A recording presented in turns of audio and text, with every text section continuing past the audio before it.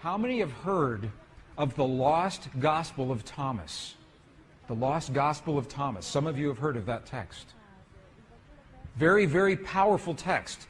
The lost Gospel of Thomas is powerful because it is believed to be the actual words of Jesus as he was teaching those around him how to use the power of human emotion in his life. And if the indigenous people know it, and if the ancient people know it, why don't we know it?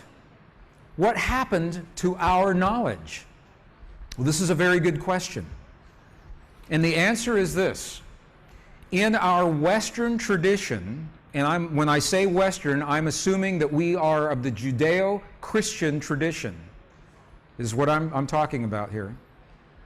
There was a time when this field and the language of emotion was part of our tradition. It was in our texts until the 4th century, the year 325 AD.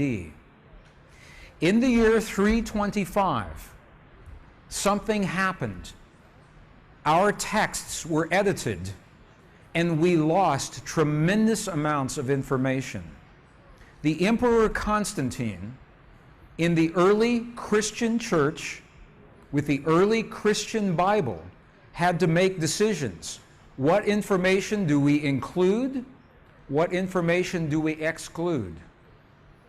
And what we know now is that at least 45 books were either completely taken away or tremendously edited into what we call today our Western biblical tradition. And when those edits were made, we lost the information that tells us everything is connected. We lost the information that tells us the language that speaks to this field. We know the information was lost because we are now recovering the information in the Dead Sea Scrolls, in the Nag Hammadi library, in the Coptic texts. This is how we know this information was lost.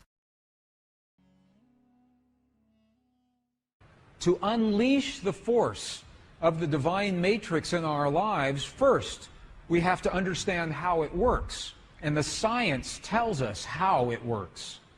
Secondly, we must speak the language that the divine matrix recognizes, and science cannot tell us that. That comes from our past, from our culture, from our history, from those who have learned and used this language for thousands of years.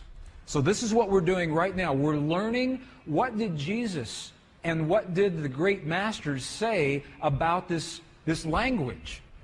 Because it's the same whether you're talking Buddhist or Hindu or Christian, pre-Christian traditions. They're all telling us that there is a field of energy and that we have the language to use that field. This is an actual page out of the Gospel of Thomas. So we know that this ancient gospel actually existed. And you can see some of the letters. These are Greek letters. You can actually read some of, if you know Greek, you can see some of the Greek letters right here. In the Gospel of Thomas, two very important keys. This was written right around 300 years after the time of Jesus. In this gospel, okay, so here's what we're doing. We've been in the Buddhist monasteries in Tibet, and they're telling us that that feeling is the prayer, one. Two, that we must feel as if our prayers have already been answered. Okay, and now we're in an Egyptian monastery with the texts that used to be our tradition before they were edited, and we're going to look at the instructions that tell us how to do that. Okay if we do that? Is that good? Okay. Gospel of Thomas. If you have a copy of the Gospel of Thomas, this is verse 106, translated from the Nag Hammadi library. And if you do not have a copy, it's in our books, and you can go to any library and pick this up. Verse 106. Look at what the Lost Gospel of Thomas says. It says, when you make the two, thought and emotion, one. So the Gospel of Thomas is talking about thought and emotion. It's saying when you make your thought and your emotion one, look at what happens. You will say to the mountain, "Mountain, move away," and the mountain will move away. It's saying that when you can marry your thought and your emotion into one single potent force, that is when you have the power to speak to the world. Secondly, when you make the two one, what are they talking about? What are the two? Let's go back to our image. The two, thought and emotion. When the two become one in our hearts, we create the feelings in our bodies. When thought and emotion become one, and you'll see how to do that in just a minute. Let's go back to the Gospel of Thomas, another verse. Now this is verse 48. It says almost the same thing. This was so important that it was recorded at least 3 different times in the same Gospel. Look at what this says. If the two make peace with each other in this one house. When Jesus is talking about the house or the temple, what is he talking about? What is he talking about? Precisely you. You are the house. You are the temple. If the two make peace with each other in this house, if thought and emotion become one, if they make peace with each other in this house, look what happens. They will say to the mountain, "Move away," and it will move away. He's telling us again, in a completely different verse, how powerful it is to marry thought and emotion. But they still haven't told us how. How do you do this? That's the next piece. In the early Christian Bible, your Bible today, there is a passage. How many have heard, "Ask and ye shall receive"? Have you heard that before? Ask and you shall receive. Have you heard that? I know people that ask and ask and ask and nothing happens. Because the asking is not done with the voice.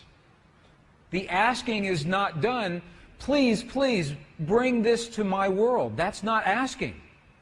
To ask, we must speak to the field, to the divine matrix, in the language that the field recognizes. And a language that's meaningful. The field doesn't recognize our voice, it recognizes the power of our heart. Remember this morning, our heart, we have a feeling, creates electrical waves, magnetic waves. That's the language the field recognizes. So when you create the feeling in your heart as if your prayer is already answered, that creates the electrical and the magnetic waves that bring that answer to you.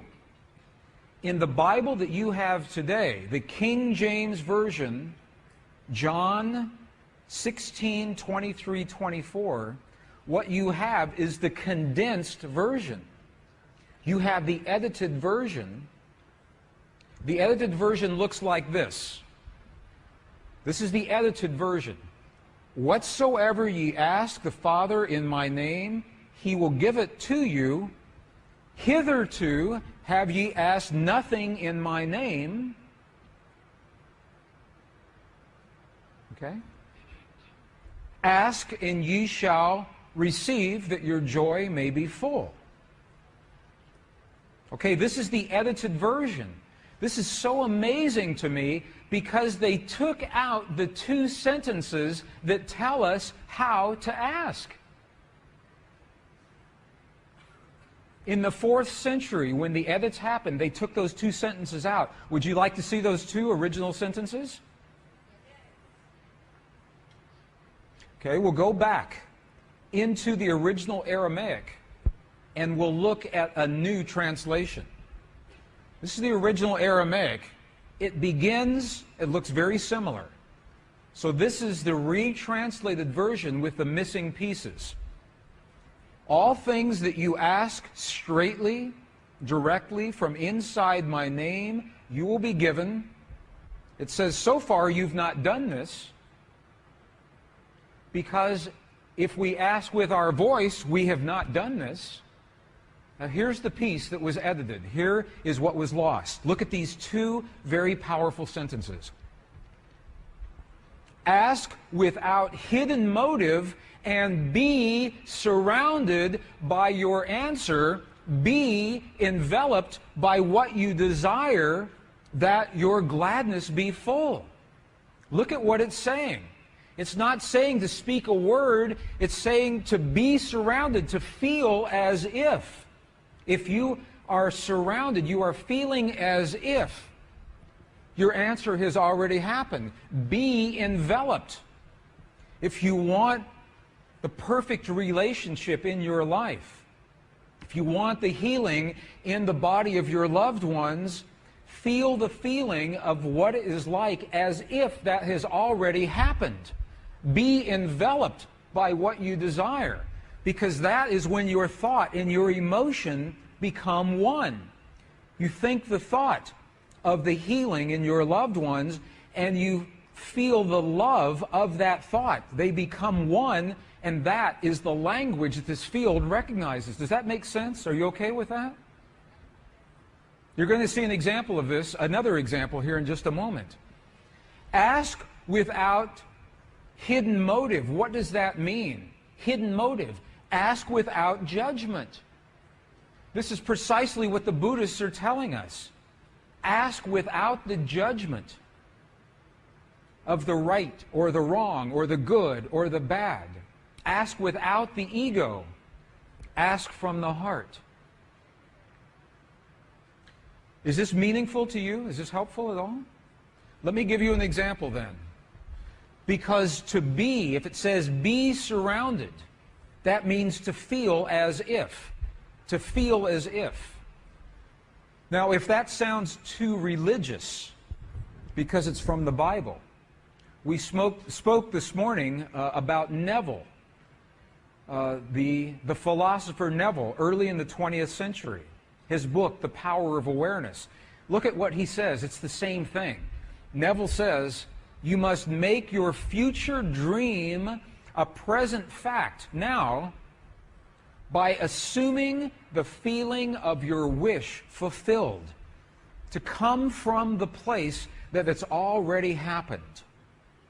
Now, this is what those practitioners did with that cancerous tumor. I want to just elaborate on this a little bit. When those practitioners healed the woman with her tumor this morning, they did not judge the cancer as wrong or bad or right or good. There was no judgment. They accept that tumor as a possibility, one of many possibilities, because in the quantum world all things are possible. So they didn't say, bad cancer, you must go away. Or we're going to operate on you, or we're going to use radiation on you. They didn't do that. They accepted the cancer as it was, without hidden motive, without judgment. And they said, now we're going to choose a new reality by feeling, assuming the feeling as if the woman is already healed. So what they did was they felt the feeling as if the woman was fully healed, fully enabled, fully capacitated, already happened. And the chant that they were using, wasa, wasa, loosely translates into the words, already done. Already done. And then when they got excited, they said, mate, mate, mate, means now, now, now, not a year from now, not a month from now, not 5 minutes from now, now, in the quantum world, now. And her body responded. It must. Physical reality must respond to the language that it understands.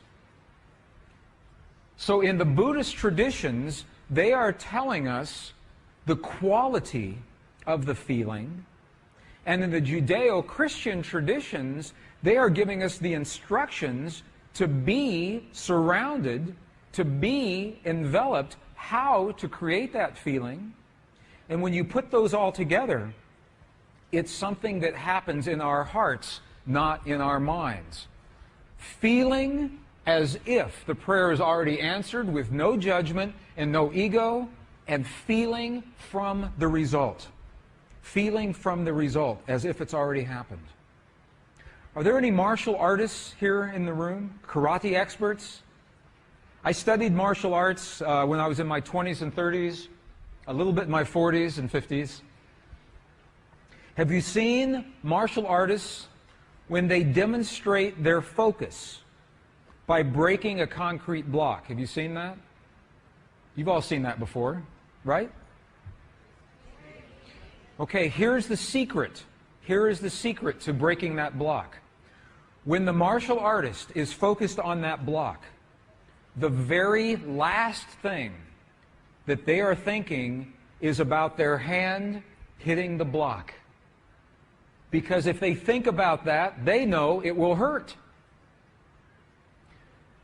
So they focus on what happens after their hand has passed through the block, as if it has already happened. They focus on a place below the block and feel the feeling as if their hand is already in that place. That is a metaphor, that is an equivalent for what we're doing with the power of emotion. Feeling as if the experience has already happened.